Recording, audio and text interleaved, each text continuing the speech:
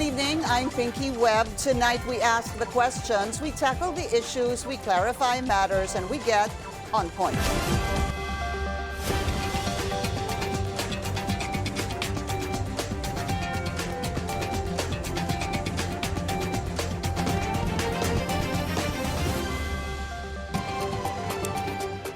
A resolution is filed at the House of Representatives seeking a probe into the sudden death of former DPWH Undersecretary Maria Catalina Cabral. She was found dead on December 19 after allegedly falling from a cliff. From one lawmaker, failure to investigate the matter thoroughly sends a dangerous message. Let's get on point with Caloocan City 2nd District Representative Edgar Erice. Congressman Erice, good to see you again. Welcome to the show. Merry Christmas to you, sir. Thank you, ma'am. Good evening. All right. Evening. Unang-una po, isa kayo among other legislators who filed this resolution to look into the death of former Undersecretary Catalina Cabral. Exactly what do you want to find out? Well, gusto namin malaman yung mga pangyayari surrounding the circumstances surrounding the death of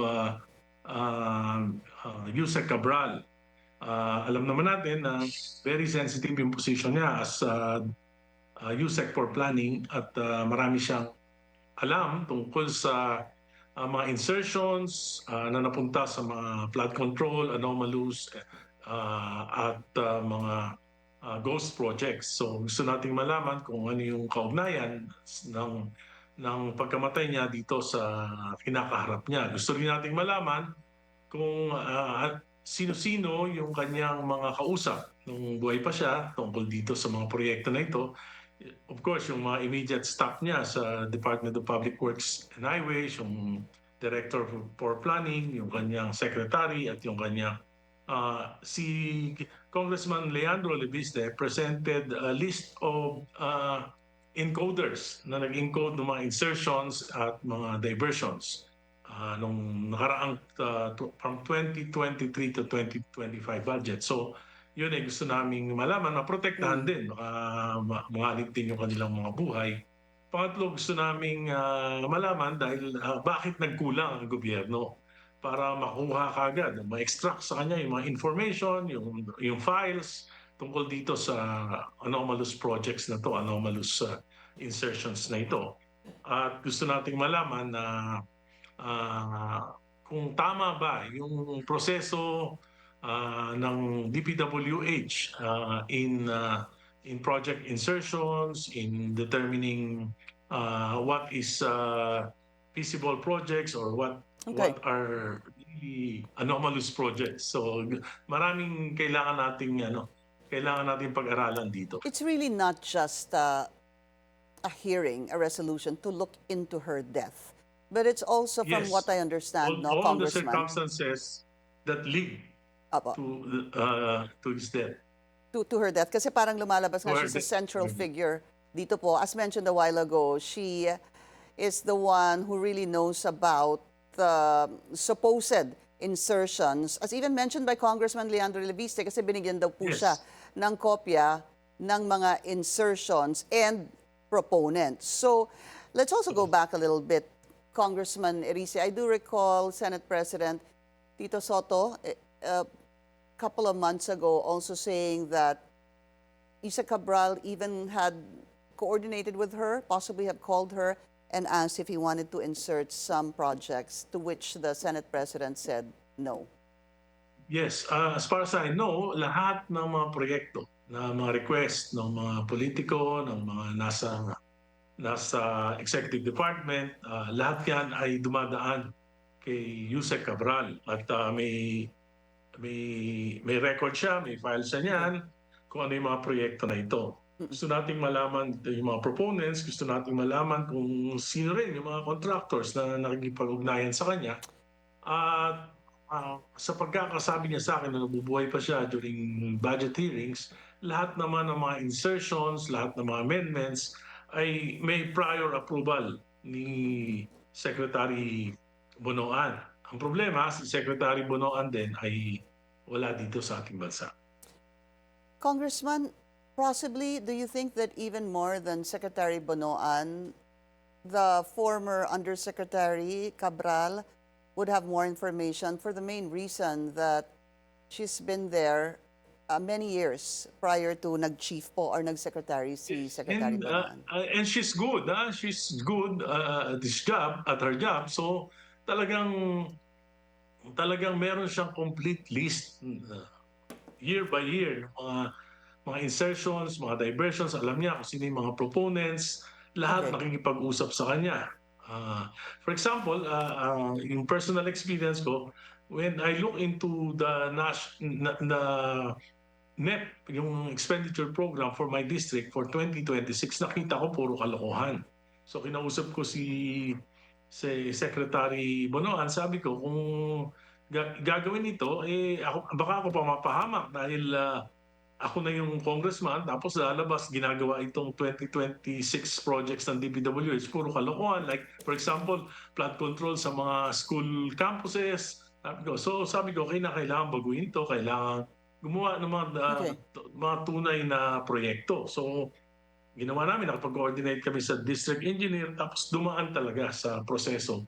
Dumaan kay Yusek Cabral. Siya lahat ang nakakaalam. Siya lahat ang nakakaalam. So Congressman, what you're saying is in the 2026 budget, the one coming up, nakita niyo po yung programa sa inyong distrito, 2nd District, if I'm not mistaken, nasabi niyo nga, kalokohan. Puro kalokohan.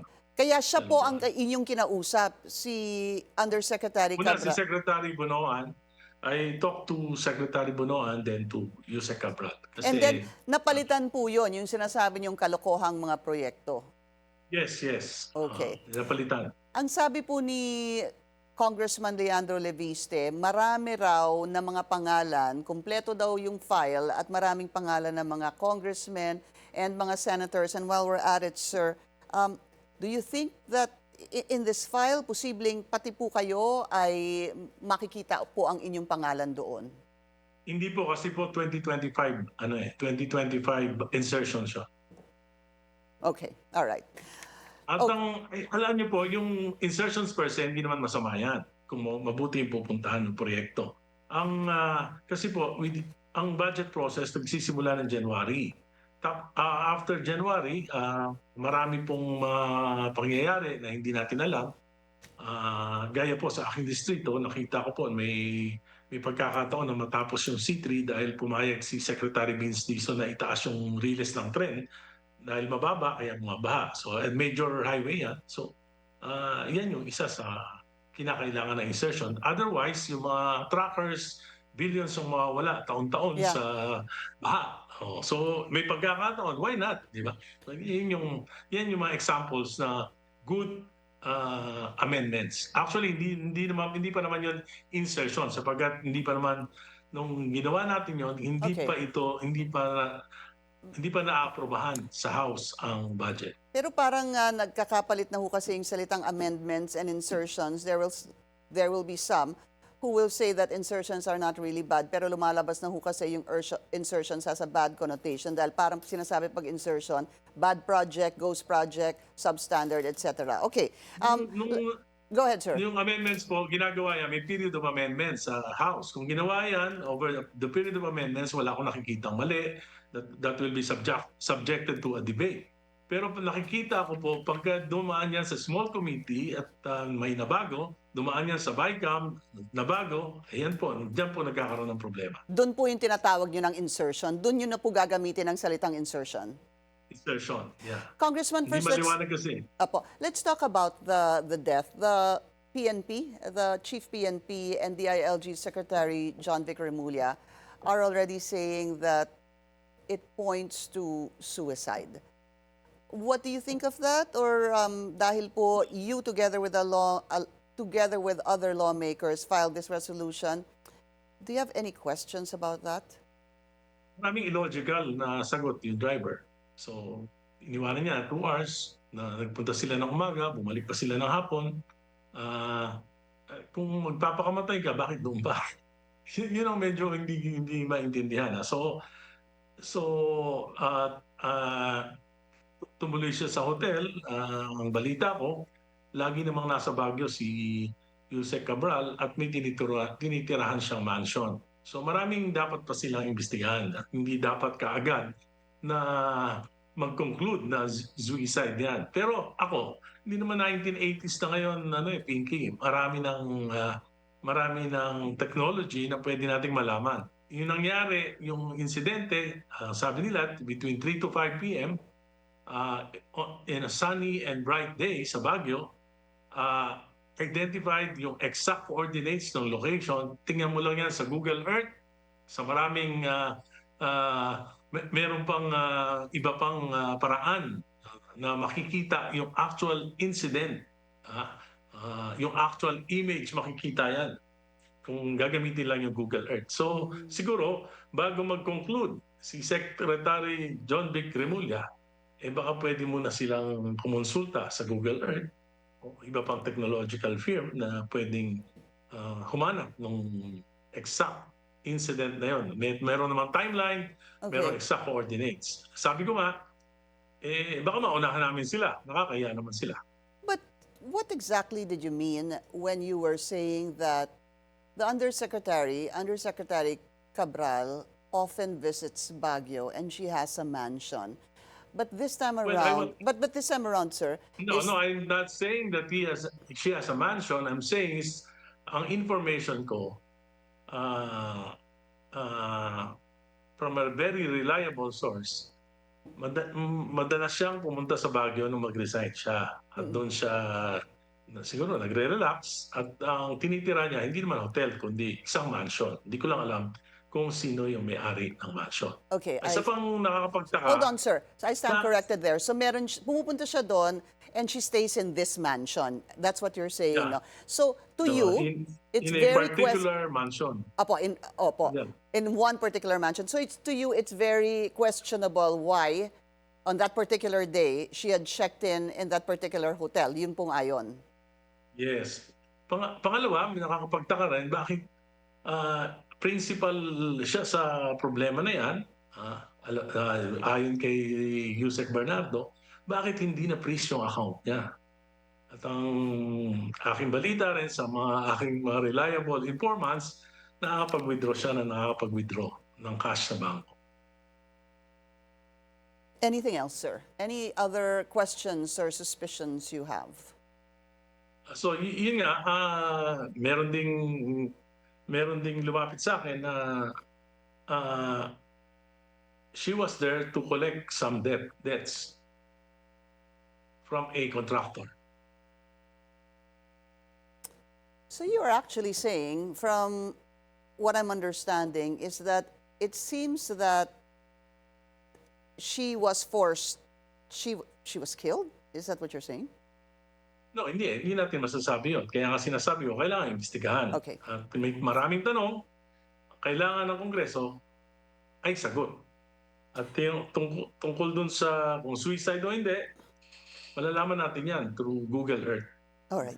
May exact coordinates at kami gumagawa na ng paraan para makuha lahat ng information at ipapasa namin at maghahanap kami ng provider para makita yung actual image ng timeline na yun. It seems though, sir, that you have some sources because you even said a while ago that she was there to collect some debt, hindi ho ba? So ano ho ba? Are people going to you, talking to you and giving you more information about this? Yes, sabi nila malakas daw loob ko magsalita kaya sa akin nagpupunta. Do you think you will have the support of your fellow legislators, sir, for this particular resolution? Yun ang hindi namin alam. Basta kami, 11 kami, sa members of the Liberal Party, members of the Akbayan, at some si Manggagawa Party List Elisan Fernando, and many more. 11 kami. That's right, sir. There was a report earlier, yung kasamahan po namin dito, si Attorney Karen Jimeno, kausap po niya si Attorney Salvador Panelo. And basically for him, government is to blame for the death of Undersecretary Cabral. Do you agree? Well, siguro ang pwede naming masabi, nagpabaya ang gobyerno para kunin lahat ng mga files, documents ni Yusek Cabral. Nagpabaya ang gobyerno, hindi na freeze yung accounts niya At maaaring yun ang mga dahilan kung bakit siya naman. Maaari. Kaya kailangan imbestigahan. I just Hindi pwedeng may malalaking mga katanungan na hindi iimbestigahan ito. Congressman, are you certain that her accounts were not frozen by the AMLAC? Yeah, I'm certain that na hindi frozen. And that would be a big question mark. Yeah. All right. So we'll see, sir, what happens if the House actually supports or will support this resolution filed by yourself and 10 others to look into the death of former Undersecretary Cabral, Caloocan City District, Representative Edgar Erice. Sir, maraming salamat po sa inyong oras. Salamat po.